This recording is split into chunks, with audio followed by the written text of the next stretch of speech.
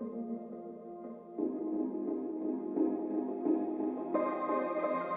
everyone, this is the Recovery Playbook, where we have people who are in recovery.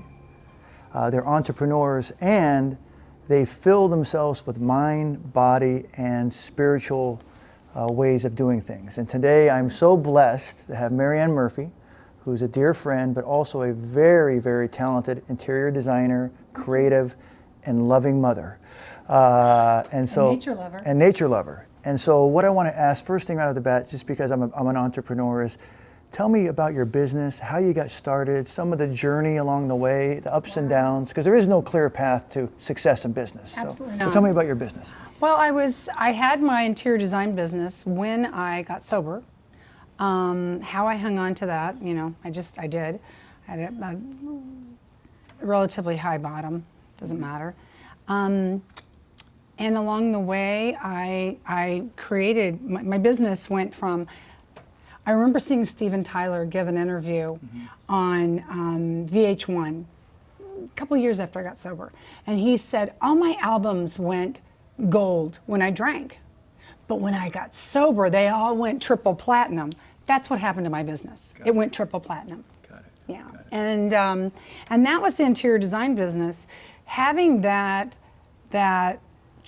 courage, I was able to, you know, thoughts become things. I was able to create a brand, Iconic Furnishings and Iconic Scents. Iconic Scents launched at Neiman Marcus last year. I remember. And my furniture line is in 3 showrooms here in Los Angeles and 1 in Montecito. So it's been kind of an amazing journey. Cool. The podcast is called The Recovery Playbook. And so part of it is like looking back at what tools, what plays, what essentials worked for you. So let's go back to day one, your rock bottom, and then what was your playbook that first year? Oh, that first year, you know, I did outpatient. I was Hazelton's first outpatient in Chicago.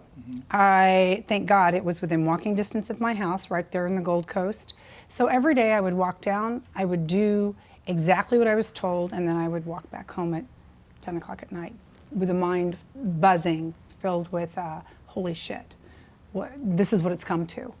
And, you know, I think in my memory, it was a 6-week sign-on for outpatient. And at the end of 6 weeks, they said, you need 2 more weeks. And I was outraged. Like, how fucking dare you? How would you possibly think that I would need? And I think that's what saved my life, is that for once in my life, I just shut up and did what I was told. I was also lucky enough in the first week to meet Joan S. And she had 50 years when I met her. And she was my sponsor until the day she died. For the first 13 years, she was my sponsor. And, you know, for the first year, she said, you know, go to meetings. Meeting makers will make it. And if you don't go to meetings, you might relapse. And as I stayed sober, I never wanted to do that again. I never wanted to feel that demoralization ever again. So I did what Joan said. I mean, I just, you know, as an Irish girl with 7 brothers and sisters, I want to do what I fucking want to do when I want to do it, and I don't want you to tell me ever what to do. Joan was a mom of 11 children and very Irish and very Catholic. So she took no shit from me at all. She hung up on me on a regular basis. She told me I was full of crap on a regular basis. And you know, if I treated my little girls in Los Angeles like that, you know, they would flip out. So I'm a little bit softer and gentler than Joan was with me, but I needed that. I had to have that. But I went to meetings that first year every single day, because that was mandatory from her. She said, one day at a time meant one day at a time. Marianne doesn't act like an asshole. She told me that the old timers believed that one day at a time meant that there was no option for me to drink or use ever again. To drink or use would mean death. And I tell my girls that. So. Great, fantastic. What about today? What does your playbook look like today? What have you added? What tools have you added along the way? And maybe some you fought at first or were against or had, and all of a sudden, bam, they are essential for you today. So early on, step 10, prayer and meditation. No, that's 11. There you have it. Step 11, prayer and meditation. I didn't want to meditate. I didn't want to meditate. I told myself that going on a hike was meditation, which I do on a regular basis, that riding my bike, which I do on a regular basis, I love to climb these mountains on my bike and my mountain bike, that was meditation. A gift was given to me at 17 years where I just woke up. And I started setting my phone, but I was 17 years. And now as I approach, I'll be 24 in January, I don't miss a day. It's that gap that I always tried to get to with drinking and using. It's that feeling of freedom that I would get, and I would always overshoot. It's that feeling that I get to with meditation, and I overshoot it and I don't get there every time, just like I did with drinking and using. But that feeling that I can get to with meditation, I can't get anywhere else. That peace, that... Can you walk us through what your meditation practice is? Every morning I wake up automatically. I don't set my clock, but I wake up around 5. And I think that's because I moved here from Chicago and I just stayed on... Yeah, you're waking up at 7. Yeah, 2 hour difference. I had an office there, and I still had to get people to the, to their job sites and all that stuff via from here there. So I wake up around 5:30, no later than 5:30, and the first thing I do is feed the animals, 5 animals. I don't recommend that, but I have a daughter that insists on the 5 animals. So we have 5 animals. And I feed the animals, make sure they get outside and get back in the house, and then I make a cup of coffee or black tea, depending on my mood, and I journal 3 pages, the artist way. Nice. Julia Cameron. Yep. Julia Cameron. Cameron. Yep. It's Scorsese's ex-wife. Yeah. Oh, it is. Okay. It is Martin Scorsese's ex-wife. So I do the artist way every single morning. I don't necessarily make myself do 3 pages, but I aim for 3 pages. And I journal. Something else that I absolutely dug in my heels, I did not want to do, and life changer. Absolute life changer. Isn't it amazing when we do contrary reaction? Oh my God, I did not want to do it. I hate to write. I don't want to do it. The first bump against that was doing the 4th step, which Joan made me do my steps in the first 2 weeks of my sobriety. I try to get my girls to do the same. Yeah. You come up against that 4th step, and she said, every bar stool you ever sat on, you told everybody in the bar your 5th step. So just get over it. Everybody already knows your shit, So it's a great way to look at it. Yeah, it is, and I did. Hey, did I tell you? Yeah, you told me 3 Or the minutes morning ago. after stories. Yeah, exactly. Oh no, I never want to talk about those. Never want to talk about those. So that's my morning. I do my writing. I just emotionally and mentally really just pour it out on the pages. I don't think about what I'm writing. I just write, and then I meditate. And then I sit in my bed. I plop up the pillows. I turn all the lights out. I set my timer for what's already set there. I just hit go. 20 minutes. 20 minutes. 20 minutes. Are you a TM practicer? Yeah. Okay. Yeah. Fantastic. Just 20 minutes. And then, if it's terrible to say if I need to pray, depending on what's going on and the noise, I like to try and get to the morning log cabin by 7:30. Okay. Yeah. It's a great way. Meeting makers make it. Man, and I remember around year 6, I said to Joan, it's bullshit. I didn't get sober to live in these stupid meetings with these awful people and blah, blah, blah, starting to do the little turnaround. And she said, Try it your way.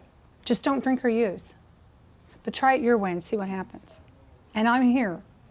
And you call me before you go crazy. It didn't take long, maybe 2 Let me months. shift a little bit on the playbook. Okay.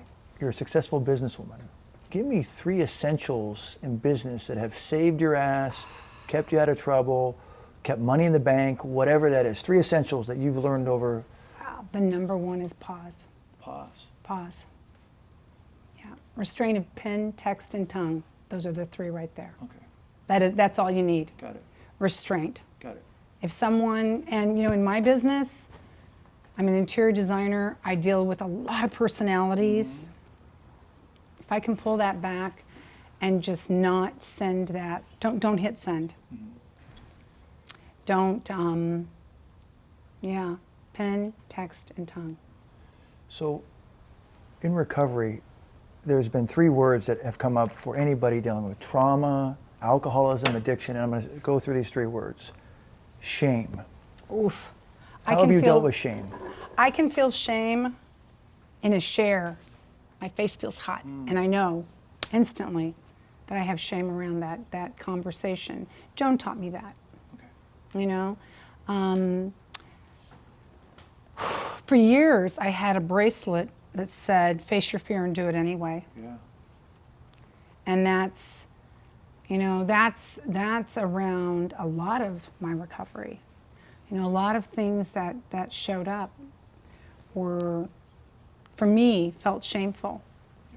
They just felt shameful, And talking them out, one of the things that Joan taught me, and I use her, name a lot because I keep her alive. And the thing is, I know you were taught by Joan, but this is what you teach your... I do. Yeah, so this is the passing down of it. You can't not have the same sponsor, for years and not use what they teach you to use. She had me sponsor immediately. I may have had four steps, and she said, "You can sponsor that girl." And I thought, "There's no way I can sponsor." She said, "Just stay ahead of that girl." I think people need a little more time, but that's the way she did it. And I get girls through their steps very quickly, and I insist that they start sponsoring. It's how we keep it, It's how we keep it. I have another word for you. Resentment. Ah! Oh, fuck. Ah! Ah! How does Marianne work through resentment? That's a little tougher. Well, that's why we're here. Wow, that's a little tougher. Because as kind as I think I am, I'm not. And as gentle as I think I am, I'm not. And as loving as I think I am, I'm not. I'm not. So I write. And I don't hit send, ever. Would you say that doing nothing is sometimes the right action? Oh, yes. Yeah. Absolutely. There are people that you really should never speak to again. Mm-hmm. There just are. Yeah. It doesn't mean that you can't pray for them. Mm-hmm. And for me, I finally had to pray. And I finally had to, there are a couple people, 2, that I had to write letters to, go to the top of Franklin Mountain, dig a hole, Yep. and bury their letters. They'll never have those Right. letters. I don't have any need to ever be in contact. And so what did that give you? What did that give you over time? Over time, Yeah. not immediately. No. Not Obviously, immediately, yeah. but over time it gave me peace. Yeah. It gave me, and that's what I seek. I seek peace. Yeah. I seek peace. That's what we all seek.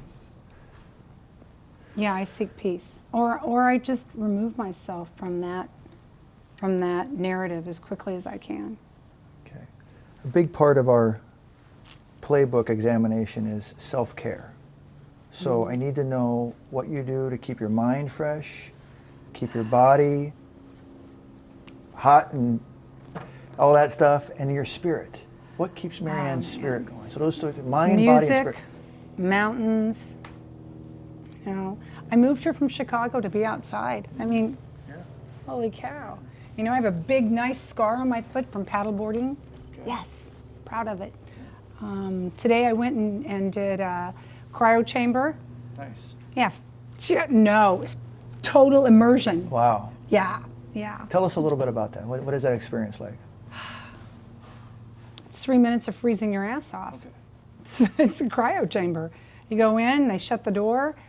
It's 184 degrees below zero for 3 minutes. But man, just a shift in the way you feel, a shift in the way your body feels. I mean, I'm over 50, so I need to keep my body in the best shape I can because I want to hike, I mountain bike, I paddleboard, I do yoga, I do all of it. And that's all self-care. That's all self-care. I listen to podcasts for self-care. This morning I picked up, I'm sponsoring a girl in SLAA for love addiction, nothing else. Mm-hmm. And me too, and fantasy, which is a big part of my history is fantasy. It's a really big, and I didn't know that. Grass is greener? No, not the grass isn't greener. I like my grass. It's, I understand my grass as a gift. It's more, it's more like a love addiction. Like, what does this look like? Well, it's funny, the last paragraph in the big book on page 559 states, above all, we must reject fantasy. Yeah, that's exactly Because right. once we get sober and Never paid attention to that. Yeah. Never paid attention to that. It's funny, it's the last paragraph. Yeah, emotional sobriety is it. Yep. That's what that is. Amen. That's emotional sobriety. Yep. And until I started digging into emotional sobriety, I couldn't hear that. Yeah. I didn't read it, I didn't hear it, I didn't pay attention to it. After that, after that, the ability to talk to and recognize that in the girls that I work with, and immediately and give them that gift earlier in life. Oh my God! Right?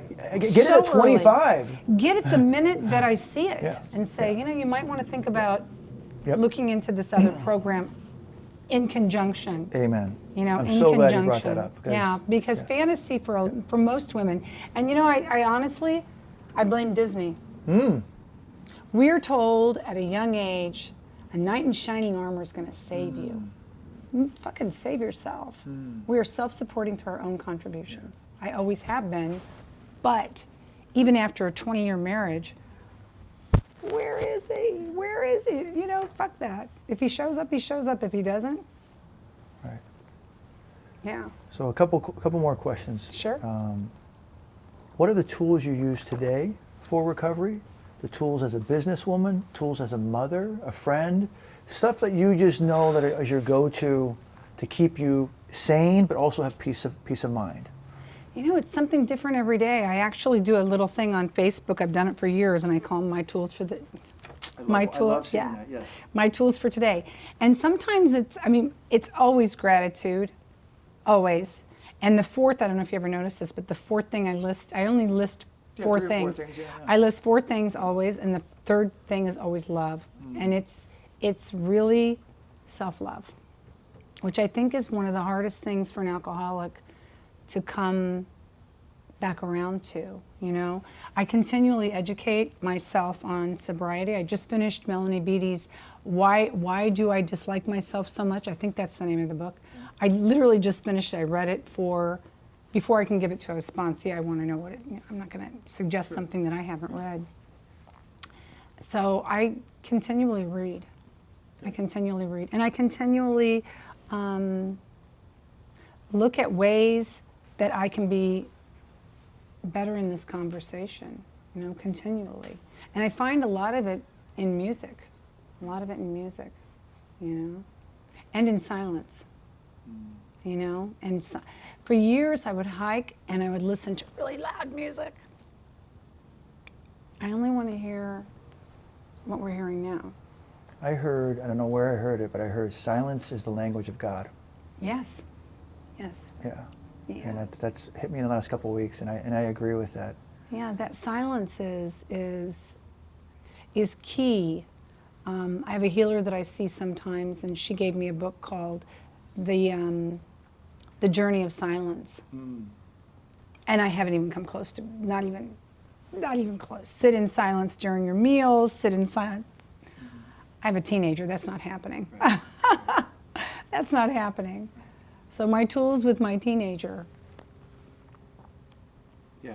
My daughter is literally a little lawyer, I think. Okay. She's Lawyer to be. never not won an argument. Yeah. Never. She will not back down until she wins. Sometimes I just have to shut my bedroom door and lock it. Okay. Seriously.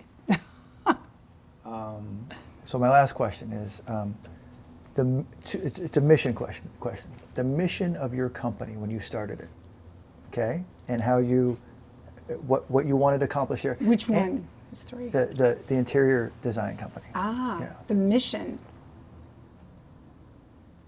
Well, when I started, it was just to make money. I mean, let's just be honest.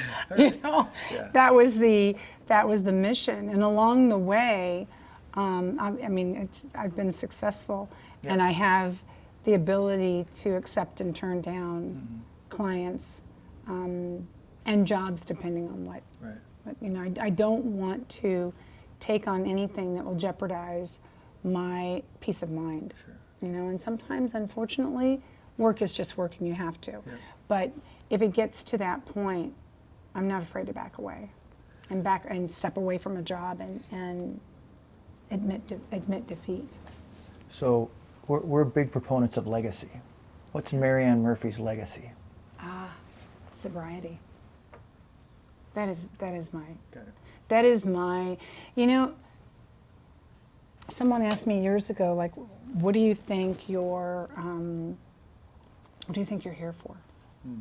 Because isn't that what we're all looking for? You know, that enlightenment. What are we here for? And I'm here to help another alcoholic achieve sobriety. That is why I'm here. Yeah. That is why I'm here.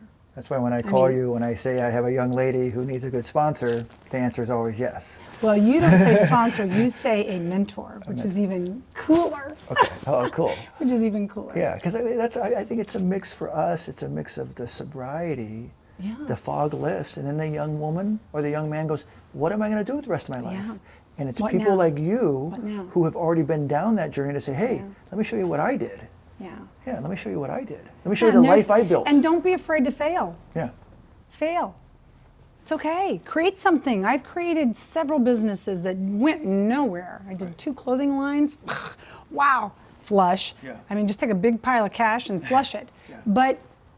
But try, you know, whatever it is that you think you want to achieve, and everyone has that list of those things in the back of their mind, you know, wow, if I wasn't afraid, I'd do that. If I wasn't afraid, I'd just do it. Got it. Fail. Don't be afraid to fail. Yeah. Well, thank you.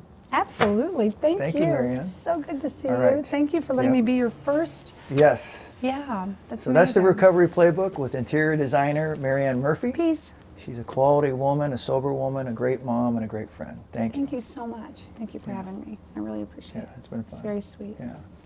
Yeah.